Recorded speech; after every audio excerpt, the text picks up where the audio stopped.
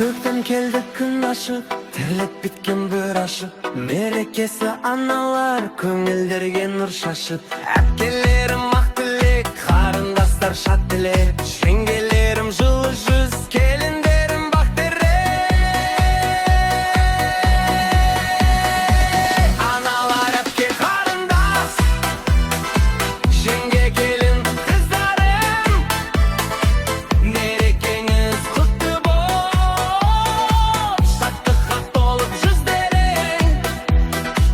Аналар әпке қарындас, жеңге келін қыздарым, мерекеңіз құтты болып, шаттыққа толып жүздерің.